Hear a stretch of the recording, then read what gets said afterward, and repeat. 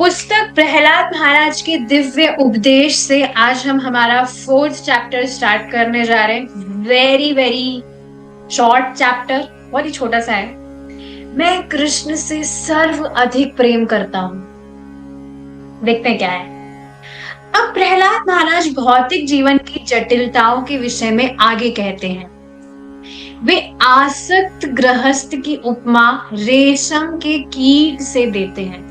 पहला हमने जो हमारा डिस्कस कर रहे थे, हम थर्ड चैप्टर में लास्ट में हमने डिस्कस किया था कि जो व्यक्ति बहुत ज्यादा भौतिकतावाद में लिप्त है वह अपने आत्महत्या की प्रगति करने की, कुछ वर्ड यूज किया गया था, हत्या कर देता है, ऐसा कुछ वर्ड था, गला घोट देता है, समथिंग लाइक दैट।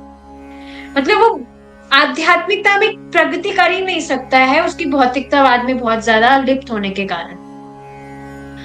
अब जो आसक्त गृहस्थ हैं, देखिए स्पेशली यहाँ पर गृहस्थ को क्यों पॉइंट किया जाता है, क्योंकि प्राय देखा जाता है कि जो व्यक्ति गृहस्थी में होता है वह ही सबसे बड़ा भक्ति चोर होता है। Is it not? मतलब यहाँ पर भक्तों की बात नहीं की जा रही है जो ऑलरेडी भक्ति कर रहे हैं। और भक्ति चोर क्यों होता है? क्योंकि उसको भगवान की भक्ति से ज्यादा अपनी जो गृहस्थी की सो कॉल्ड रेस्पॉन्सिबिलिटीज है वो इंपॉर्टेंट लगती है। और वो उसको बस लगता है कि बस गृहस्थ आश्रम सबसे बड़ा आश्रम है। आप यकीन नहीं करेंगे, एक व्यक्ति आए थे, कह रहे थे कि गृहस्थ धर्म सबसे बड़ा धर्म है। व्यक्ति अगर गृहस्थी सही से चला रहा है तो बस वो सबसे बड़ा धर्मात्मा है। अब ये बताइए, बिल्कुल फालतू बात नहीं है। सबसे बड़ा धर्मात्मा वो हो गया तो भाई फिर पाप आचरण क्यों करता है? एनीवेज, इसमें बहुत सारी बातें हो जाएगी, पर हाँ ये बात आप समझ रहे हैं कि गृहस्थों को क्यों पॉइंट किया जा रहा है, क्योंकि वह बहुत ही आसक्ति में फंस जाते हैं। अपनी जो भी घर की जो भी रिस्पॉन्सिबिलिटीज हैं या जो भी लोग हैं सब में वो फंस जाते हैं। तो वे आसक्त गृहस्थ की उपमा रेशम के कीट से देते हैं। इसको बहुत ध्यान से सुनिएगा, बहुत इंपॉर्टेंट है ये। रेशम का कीट अपने ही थूक से बनाए गए रेशम कोश में अपने को तब तक लपेटता रहता है जब तक वह इस रेशम कोश में बंदी नहीं हो जाता। वह वहां से निकल नहीं सकता। इसी प्रकार भौतिकतावादी गृहस्थ का बंधन इतना दृढ़ हो जाता है कि वह पारिवारिक आकर्षण रूपी कोष से निकल नहीं पाता है। क्या इसको आप देख पा रहे हैं? इतना ज्यादा जड़ जाता है व्यक्ति, अपने आप को इतना ज्यादा धसा लेता है कि जो भी गृहस्थी की जो भी रिस्पॉन्सिबिलिटीज वगैरह है उसमें, इसके कारण वो भगवान का भजन तो बिल्कुल ही भूल जाता है। तो इस वजह से ये इस एग्जाम्पल से यहाँ पर ये बात बताई जा रही है। यद्यपि भौतिकतावादी गृहस्थ जीवन में अनेक कष्ट है, हाँ है, मानते हैं, किंतु वह उनसे छूट नहीं पाता। क्यों? क्योंकि वह सोचता है कि मैथुन, भोग तथा स्वादिष्ट भोजन अत्यंत महत्वपूर्ण है, इसलिए अनेक कष्टों के होने पर भी वह उनका परित्याग नहीं कर पाता। सोच ही नहीं पाते हैं व्यक्ति। ये जो भी उनकी आहार निद्रा आदि जो भी चीजें हैं, इसके बाहर कुछ सोच ही नहीं पाते हैं।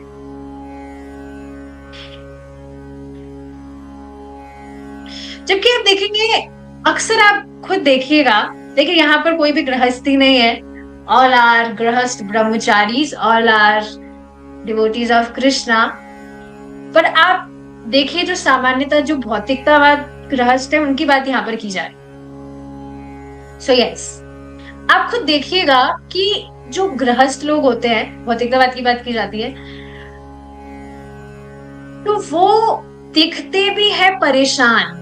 वो मतलब दे लोग की बहुत फेडअप हो गए हैं, परेशान हो गए हैं, पर फिर भी परेशानी का हल नहीं करना चाहते। क्या देखा है ऐसे लोगों को आपने अपने आसपास? खूब दिख जाएंगे। They are also feeling board.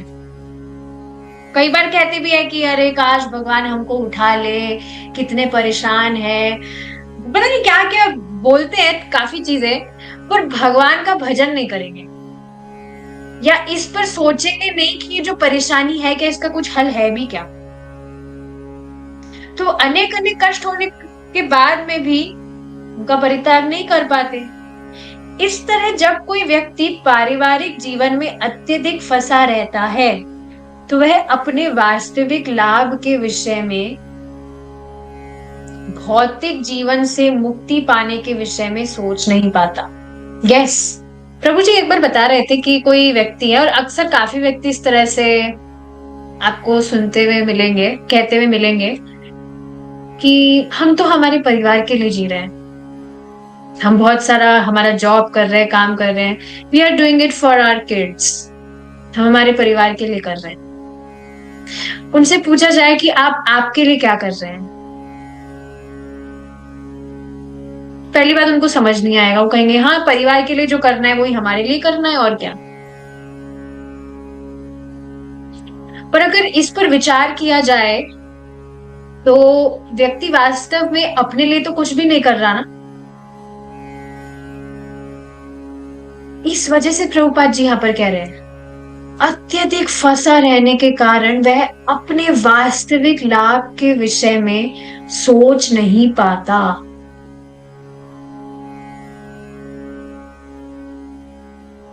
यद्यपि वह भौतिकतावादी जीवन के 3 तापों से सदैव विचलित रहता है, तथापि प्रबल पारिवारिक स्नेह के कारण वह बाहर नहीं आ पाता। वह यह नहीं जानता कि मात्र पारिवारिक स्नेहवश वह अपनी सीमित आयु को नष्ट कर रहा है। पहली बात आप देखेंगे 3 ताप भक्ति में आने से पहले ऐसे हमको भी सताते ही थे, पर कोई क्वेश्चन नहीं किया। Is it not? बुखार आता था तो दवा ले ली, कभी क्वेश्चन नहीं किया कि बुखार तो ये मैं नहीं चाहता हूँ, मुझे क्यों अब बुखार आ रहा है। मच्छर काट रहा है तो मच्छरदानी लगा ली, मच्छर तो मैं नहीं चाहता हूँ, बिना मतलब मुझे आके काटे, मुझे परेशान कर रहे हैं, फिर भी मुझे परेशान क्यों कर रहे हैं, मैं तो परेशानी नहीं चाहता। या सबसे बड़ा क्वेश्चन, मैं मरना तो नहीं चाहता फिर भी मुझे मरना पड़ेगा। तो ये अपने आप ये क्वेश्चन दिमाग में आ भी नहीं सकते जब तक व्यक्ति शास्त्र नहीं सुनेगा। इस वजह से देखिए, अगर आप किसी व्यक्ति को आप प्रीचिंग भी नहीं कर पा रहे हैं, so you at least give them Prabhupada's books. Prabhupada ji की जो छोटी पुस्तकें हैं, यू कैन गिफ्ट देम। किसी भी व्यक्ति को, जो भी आपके मतलब वेल विशर हैं, जो आपसे द्वेष नहीं करते, आप भक्ति कर रहे हैं तो ठीक है, वो खुद भी भक्ति करने में इंटरेस्टेड नहीं है, but they are not criticizing you या आपको डिस्टर्ब नहीं कर रहे हैं, तो आप उनको दे सकते हैं। इस बात को देखिए बार बार हमें याद करने की जरूरत है कि किसी भी व्यक्ति के घर में प्रभुपाद जी की पुस्तक चली गई तो उस घर में से कोई ना कोई व्यक्ति तो भक्त जरूर बनेगा ही, क्योंकि वह पढ़ेगा। कितने सारे भक्तों के केसेस दिखते हैं कि उन्होंने प्रभुपाद जी की पुस्तक उन्होंने कहीं से मिली, उन्होंने पढ़ी, तो बस बहुत मतलब बहुत तेजी से प्रगति करके बहुत अच्छे भक्त बन गए। काफी सन्यासी इसका एग्जाम्पल प्रभु जी देते हैं। एक कोई सन्यासी थे या है वो अभी भी, तो उन्होंने किसी रद्दी वाले से बुक ली थी, एक परफेक्ट क्वेश्चंस परफेक्ट आंसर्स, और उसको पढ़कर बहुत अच्छे भक्त हो गए।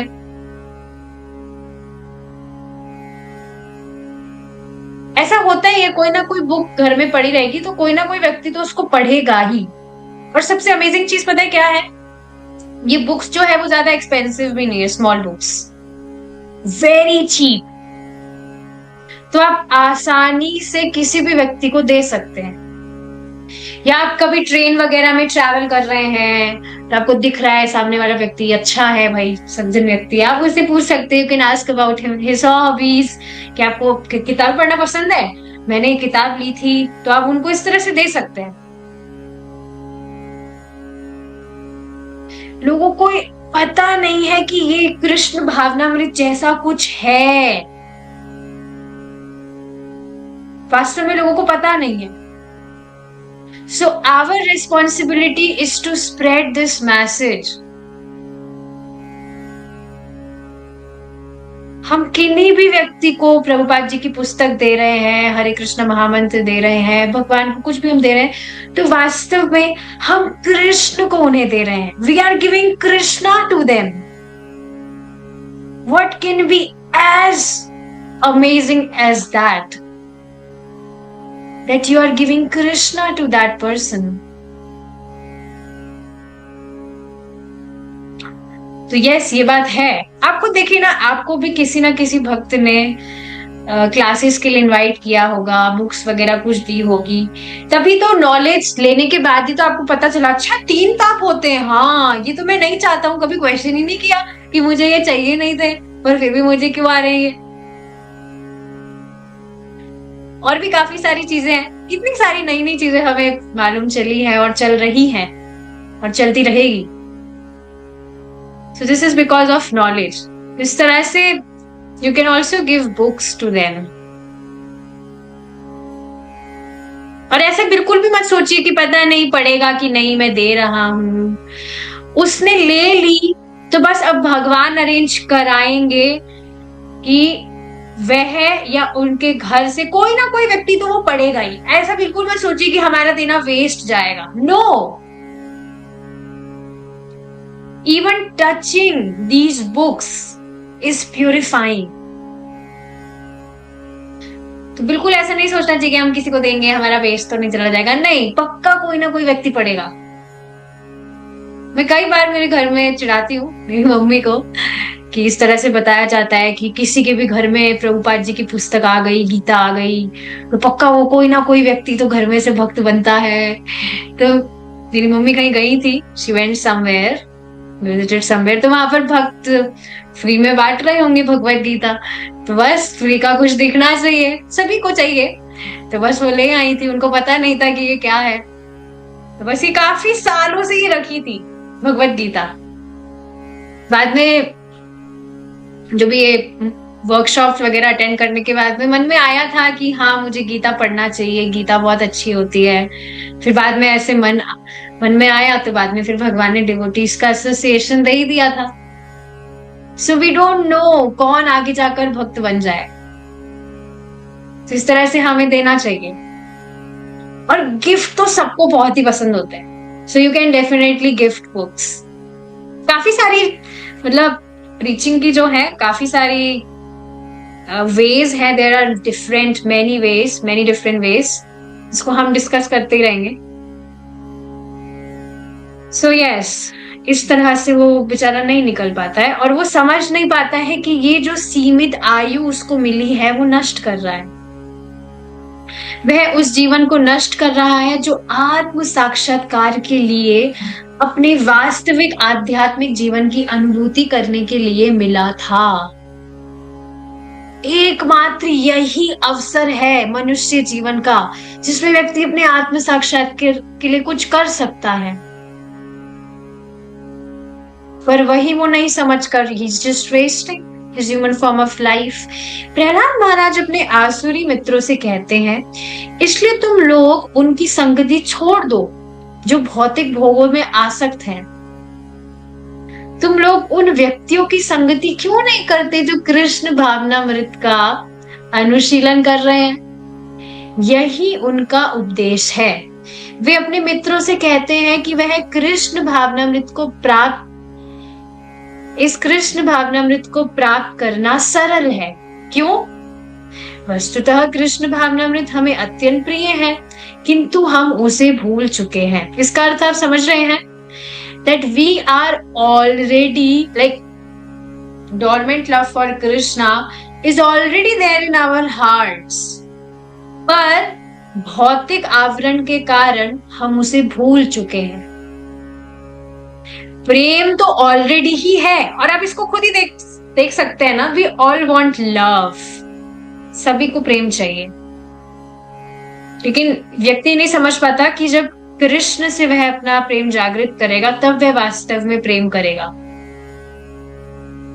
तो प्रेम तो है ही ऑलरेडी, पर उसे भूला हुआ है। अतः जो व्यक्ति कृष्ण भावनामृत को अंगीकार करता है वह इससे अधिकाधिक प्रभावित होता है और अपनी भौतिक चेतना को भूल जाता है। यदि आप विदेश में हैं तो आप अपने घर को, अपने परिवारजनों को तथा अपने मित्रों को भूल सकते हैं जो आपको अत्यंत प्रिय है, किंतु यदि आपको अचानक उनकी स्मृति हो जाए तो आप तुरंत अभिभूत हो उठेंगे, मैं उनसे कैसे मिल सकूंगा। जैसे सपोज करिए कोई व्यक्ति है,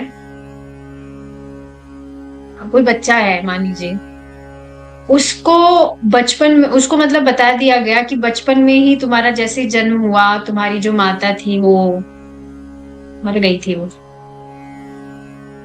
तो बस अब माता मर गई थी तो उसने कभी अपनी माता को देखा ही नहीं, वो भूल गया कि माता कुछ है भी क्या। पर अचानक से उसको मालूम चले कि उसकी माता अभी है एंड शी इज अलाइव, अभी भी वह जीवित है, तो क्या वह तुरंत अभिभूत नहीं हो जाएगा कि मैं कैसे मेरी माता से मिल सकता हूँ। अगर मतलब पता नहीं कोई मूवीज वगैरह जो होती है उसमें भी ऐसा दिखाया जाता है, देखा होगा आपने, पता नहीं, बट एनीवेज मत देखिएगा आप नहीं देखा तो, इस एग्जाम्पल से समझ आ रहा होगा। सैन फ्रांसिस्को में हमारे एक मित्र ने मुझसे कहा कि एक बहुत कि वह तो यस एक मिनट ऊपर जो भी हमने पढ़ा, तो उसी प्रकार भगवान का प्रेम ऑलरेडी ही हमारे हृदय में विद्यमान है। We are eternal servants of Krishna, but because of our contaminated consciousness we have forgotten this। पर शास्त्र सुनकर जब ये मालूम चल रहा है कि वह जो प्रेम है वह जागृत किया जा सकता है, और जब वह जागृत हो जाएगा so you will feel separation from Krishna। और अभी भी आप देखेंगे, आप सब नियमित रूप से भक्ति करते हैं, माला जप करते हैं, श्रवण करते हैं, प्रसाद पाते हैं, तो अभी भी आप देखेंगे जब आप कभी कभी भगवान मतलब डेली सुनते हैं, पर कभी कभी ऐसा होता ही है सभी भक्तों के साथ में कि आप कभी कीर्तन सुन रहे हैं या कुछ भगवान की कथा सुन रहे हैं, उसमें you automatically feel emotional, is it not? पहले ऐसा कुछ भी नहीं था, पहले हम कोई जो फर्जी मूवीज है उसको देखकर जरूर रोना आ जाता होगा, but we never cried for Krishna. पर अब देखिए कभी कभी ऐसा होता है, नॉट ऑलवेज, एटलीस्ट मेरे साथ तो नहीं होता है, कभी कभी ऐसा होता है भगवान का बहुत हम कीर्तन सुन रहे हैं, बहुत एब्जॉर्प्शन के साथ हम सुन रहे हैं, तो हो जाता है कभी कभी, जबकि तो अभी हम कोई शुद्ध भक्त हुए भी नहीं है, but we feel some separation from him. San Francisco में हमारे एक मित्र ने मुझसे कहा कि वह बहुत पहले अपने बच्चों को छोड़कर किसी दूसरे देश में चला गया था। हाल ही में उसके जवान पुत्र का पत्र आया है, इससे तुरंत ही पिता को उसके प्रति अपने स्नेह का स्मरण हुआ और उसने कुछ धन उसके पास भेज दिया।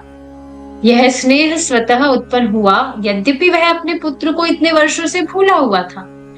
इसी प्रकार कृष्ण के प्रति हमारा स्नेह इतना प्रगाढ़ है कि जैसे ही कृष्ण भावनामृत का तनिक भी स्पर्श होता है कि हमें तुरंत ही कृष्ण से अपने संबंध का स्मरण हो जाता है।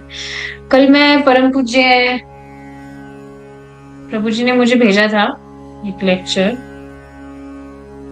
उनका मैं लेक्चर सुन रही थी, तो उसमें परम पूज्य भक्ति विज्ञान गोस्वामी महाराज का लेक्चर मैं सुन रही थी, तो इसमें महाराज बता रहे थे कि कीर्तन हो रहा था, तो वहां पर मतलब एक इंसिडेंट बता रहे थे, इसी को समझा रहे थे महाराज, इसी पॉइंट को कि किस तरह से भगवान का जो प्रेम है वो हमारे हृदय में है, and we feel some separation from Krishna even now. तो बता रहे थे कि किस तरह से कीर्तन हो रहा था, बहुत बहुत सुंदर कीर्तन हो रहा था, जिसमें जो माताजीज हैं, देवर they were singing out loud the holy names of Lord Krishna Krishna, इस तरह से, and they were emotional. बाद में बता रहे थे कि कुछ मुस्लिम माताजीज भी वहां पर थी, तो पता नहीं भक्ति करती है कि नहीं, तो महाराज इस तरह से बता रहे थे कि वे भी इस तरह से Krishna Krishna, they also started screaming Krishna, और इस तरह से वो भी थोड़ा इमोशनल हो रही थी। तो मतलब इस तरह से बता रहे थे कि ये भगवान के नाम का ये प्रभाव ही है कि अगर इसको शुद्ध भाव से लिया जाता है तो ये अपना प्रभाव दिखाता है। कभी आपका मन करता है कि जब आप चैंटिंग करते हैं, इतना सुंदर भगवान का नाम लगता है, बस बोलते जाए। स्पेशली मुझे भगवान का जो कृष्ण नाम है, कृष्णा कृष्णा, बहुत स्वीट लगता है। भगवान के सारे नाम बहुत सुंदर है, but Krishna is something amazing. So yes, यही बात यहाँ पर प्रभुपाद जी बता रहे हैं कि भगवान कृष्ण से हमारा जो प्रेम है, स्नेह है, वो इतना प्रगाढ़ है कि जैसे कृष्ण भावनामृत का तनिक भी स्पर्श होता है कि हमें तुरंत ही कृष्ण से अपने संबंध का स्मरण हो जाता है। प्रत्येक व्यक्ति का भगवान कृष्ण से कुछ ना कुछ विशेष संबंध होता है जिसे वह भूल चुका है, किंतु जैसे जैसे हम कृष्ण भावना भावित होते जाते हैं, वैसे वैसे कृष्ण के साथ हमारे संबंध की पुरानी चेतना क्रमशः स्पष्ट होती जाती है। तो यहाँ से समझना क्या चाहिए कि भगवान के धाम में हमारा भगवान से एक विशेष संबंध है, और वह बाद में जाकर प्रकट हो जाएगा। कब प्रकट होगा? जब प्रकट होगा, और जब प्रकट होगा जब आपको पता लग जाएगा।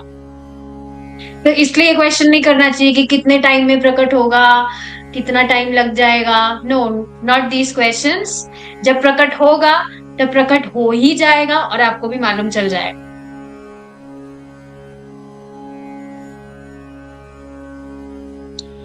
सो यस, ऑलरेडी आपका है भगवान के साथ में संबंध, भगवान के धाम में। वो क्या है, वो भगवान के धाम जाकर ही मालूम चलेगा।